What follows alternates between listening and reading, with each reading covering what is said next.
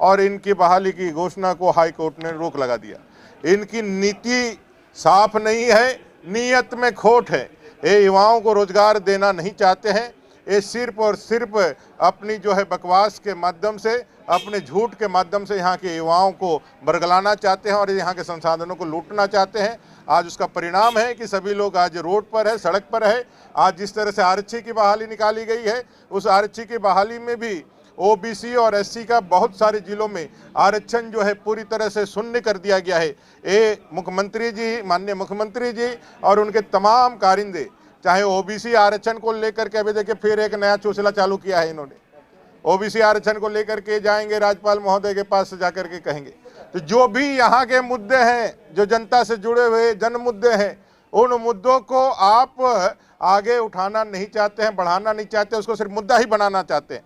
और युवाओं की आवाज़ जब मुखरता के साथ आगे बढ़ी तो यहाँ 3 लोगों को, जो हमारे मुखर कार्यकर्ता हैं, भारतीय जनता पार्टी के सदस्य हैं इस विधानसभा का, उस विधानसभा के सदस्य माननीय सचेतक, मुख्य सचेतक विरिंची जी, सचेतक जेपी पटेल जी और अपने जुझारू साथी भानु प्रताप शाही जी को निलंबित कर दिया पूरा 17 अवधि के लिए। और ये कहते हैं कि भाई हम सीख रहे हैं लोकसभा और राज्यसभा से। ये सीखने ही वाली नकलची ही सरकार है। लेकिन हमारे गुरु कहा करते थे, नकल करने के लिए अकल चाहिए, नहीं तो शकल बिगड़ जाती है। ये सरकार की शकल बिगड़ी हुई है। ये सरकार ने इस पूरे विधानसभा सत्र में कई एक ऐसी घटनाएं देखी है जिससे लोकतंत्र अपमानित अपने आप को महसूस कर रहा है। आज जिस तरह से बाबूलाल मरांडी जी माननीय सदस्य हैं इस सदन के, राज धनवार के प्रतिनिधि है, 3 से 4 लाख लोगों का प्रतिनिधित्व करते हैं। अगर उनको बोलने का मौका नहीं दिया जाता 4 सालों में, आप तब नहीं दे रहे थे कि उनको नेता प्रतिपक्ष के रूप में मान्यता देने के लिए सारे अर्हताएं पूरा करके भारतीय जनता पार्टी ने नेता विधायक दल बना करके आपके पास रखा था।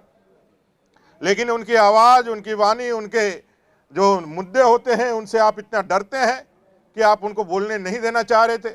अब तो बाध्यता भी खत्म हो गई, लेकिन एक आदिवासी जनजाति नेता जो आज हम सबका गौरव है, जिसके ऊपर एक भी भ्रष्टाचार के चार्जेज नहीं है, जिन्होंने पहली बार मुख्यमंत्री बन करके इस राज्य को विकास की पटरी पर लाने का काम किया, ऐसे व्यक्ति को सिर्फ इस डर से कि वो बोलेंगे तो इस सरकार की पोल पट्टी खुल जाएगी, एक आदिवासी जननेता को बोलने से वंचित रखा गया। और जब उन्होंने अपनी पीड़ा सदन के अंदर बोलने को नहीं दिया गया, बाहर रखी, तो कई लोगों ने उन पे विशेषाधिकार लाने का और उन पे जो है अवमानना डालने का एक ओछा सा प्रयास किया। आप एक तरफ बोलने देना नहीं चाहते हैं, आप डरते हैं ऐसे आवाज़ों से, और दूसरी तरफ जब कोई पीड़ा बतलाता है तो आप उस पर जो है मानसिक दबाव बनाने का कोशिश करते हैं, दबाव बनाने का काम करते हैं। ये पूरी परिस्थिति बताती है। और आज और एक घटना हुई, सत्ता पक्ष के माननीय विधायक लोबिन हेम्ब्रम जी, उन्होंने अविस्ताव लाया और अविस्ताव उनका गिर गया, गिराना पड़ा। एक और भी माननीय सदस्य लोग हैं, एक माननीय सदस्य ने, सुदीप सोनू जी ने सरकार को तो परचून की दुकान तक कह दिया। समीर मोहंती जी ने, माननीय सदस्य ने कहा कि भाई ये जो है ये अविस्ताव जो है वो हमको कोई एक संसदीय प्रक्रिया से हमको कुछ लाभ नहीं मिल रहा है, 3 साल पहले जो मांगे तो वो भी नहीं मिला, और माननीय मंत्री जो है अभी भी हमको फिर उसी तरह से झुंझुना ही पकड़ा रहे हैं, तो अगले बार पीसीसी मांगने के लिए आएंगे। तो आप समझ सकते हैं सदन की गरिमा कितनी गिर चुकी है। एक माननीय विधायक अपने लंबोदर महतो जी ने ओबीसी आरक्षण पे सरकार से जवाब मांगा, उसके बारे में कुर्मी जो उनकी मांगे हैं उसके ऊपर मांगा, उसकी बातों को आपने कार्मिक विभाग से लेकर के शिक्षा विभाग तक फेंकने का काम किया।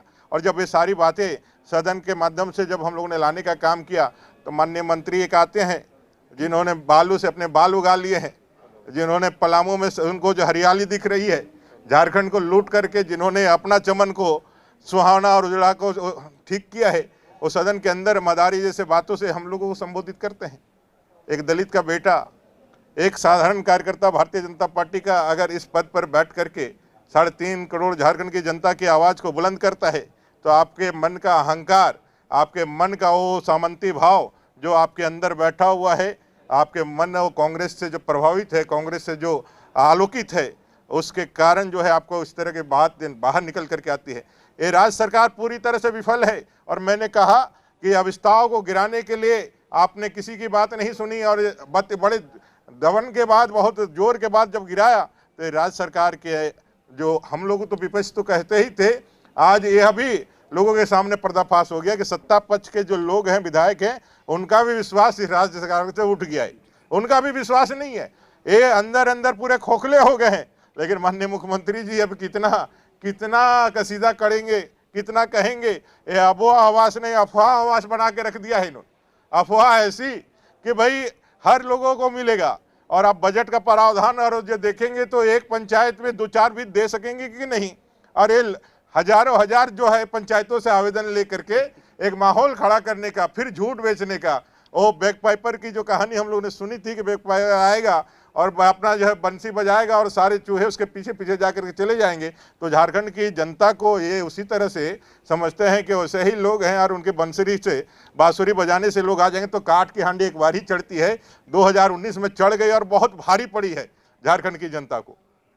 इस झारखंड की जनता को लॉ एंड ऑर्डर में जहां जेल के अंदर हत्याएं हो रही, जेल के बाहर हत्याएं हो रही, पुलिस की हत्याएं हो रही है, जेल के अंदर से ईडी जैसे संस्थाओं पर जो है वो आप देखे होंगे कि षड्यंत्र रचा जा रहा है।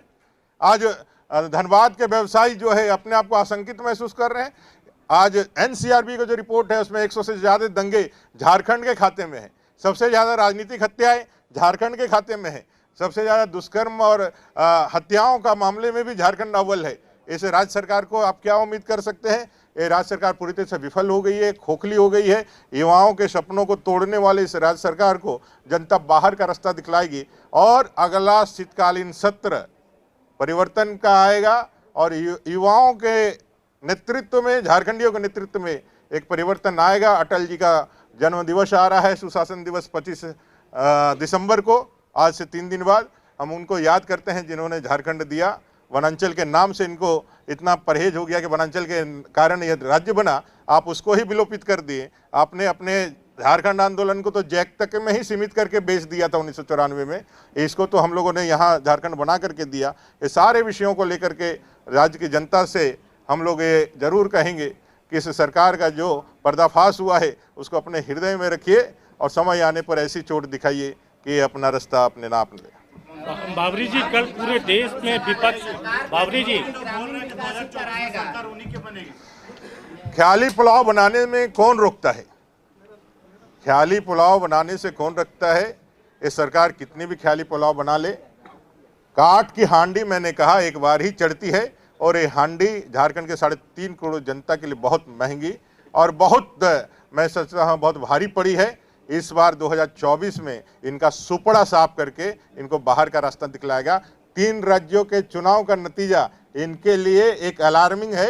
लोकसभा में 14 की 14 सीटें वापस मोदी जी हैट्रिक मारेंगे और इनको किक मार करके यहाँ से बाहर करेंगे। बावरी जी, कल पूरे देश में विपक्ष का आंदोलन है, विपक्ष का प्रदर्शन है। जो निलंबित सांसद है उनको लेकर झारखंड में भी प्रोटेस्ट है। इनको तो अपने लिए शर्म करना चाहिए था ना, दूसरों को देख कर बोला ना। इनको दूसरे को देख करके चमक लेते हैं। 3 लोगों को बैठा करके बाहर रख दिया सिर्फ उनके ही कारण कि भाई हमारे लोगों को निकाला है। तो होता है ना जब हम यदि वो किए हैं तो हमको भी उसके लिए करना है। कोई कारण से हमारे 3 माननीय निलंबित नहीं हुए थे। इन्होंने जानबूझ के कारण बनाए, बदले की भावना से करके, जो समझ में आया। नहीं तो हम लोगों ने कहा कि भाई अब उनका विस्ताव है, उनका राइट है, उनको वापस ले लिए। लेकिन जितनी कार्रवाइयाँ हैं, सदन जो चल रहा है वो पूरी तरह से मैं समझता हूँ कि जो राज्य की सरकार है उसके दिशा निर्देशन पर चल रहा है।